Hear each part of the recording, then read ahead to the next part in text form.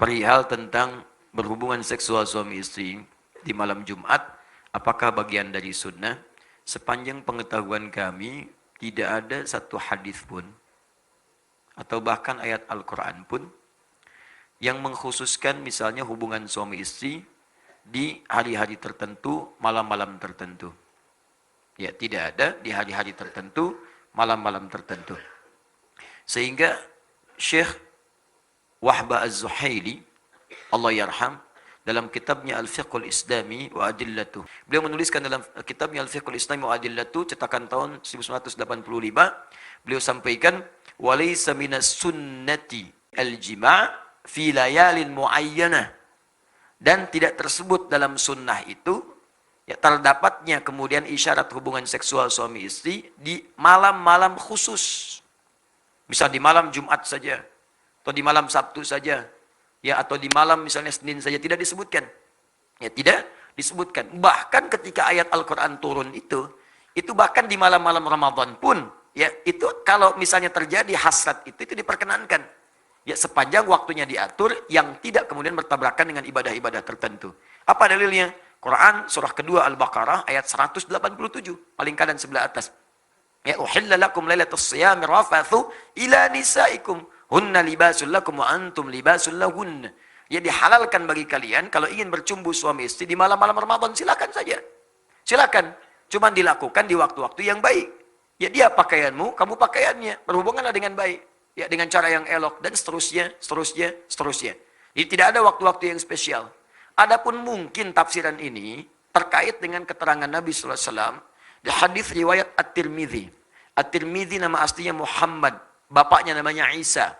Muhammad bin Isa tumbuh berkembang sampai wafat di Tirmidz, dikenal dengan At-Tirmidzi. Menyampaikan riwayat dalam kitab yang nomor hadis 496. Ya, man ightasala fi yaumil jumu'ati wa ghassala wa kabbara, ya, wabtakara. Siapa yang mandi di hari Jumat, mandinya sempurna hari Jumat. Mandinya sempurna, dibasuh awal sampai akhirnya. Ya, ghassala itu biasanya dalam bab fikih al-ghuslu seperti mandi junub. Sempurna gitu kan? Ya, jadi teliti, rapi, ya, dari wudhu terlebih dahulu, kemudian rapi dari atas sampai bawah, sempurna dibersihkan. Itu ghassala.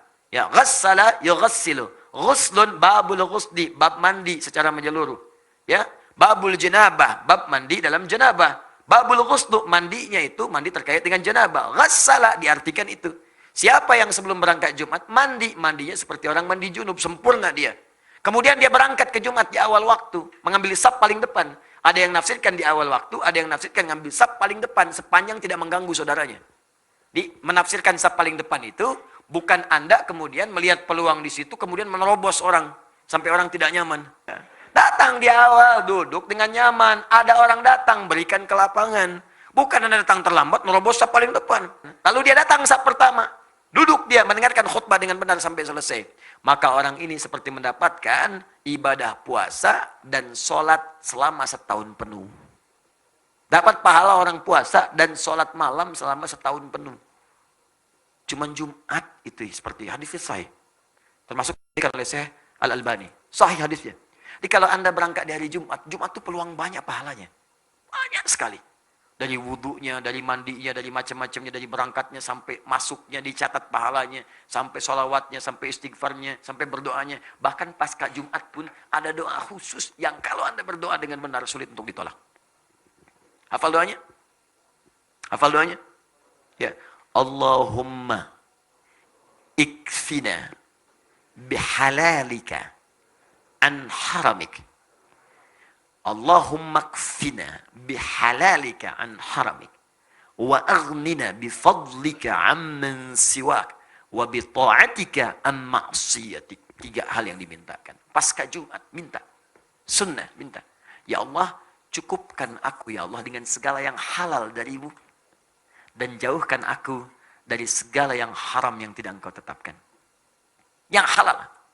Jadi kalau Anda kemudian berumah tangga, cukupkan dengan istri yang halal saja ya Allah. Maka akan ditutup pintu-pintu zina, pintu-pintu selingkuh, pintu-pintu yang tidak baik. Di natap istri orang itu sudah nggak ada getaran lagi. Udah selesai, biasa aja. Dia hijab oleh Allah. Nah, apa kaitannya kemudian dengan tadi, pertanyaan tadi?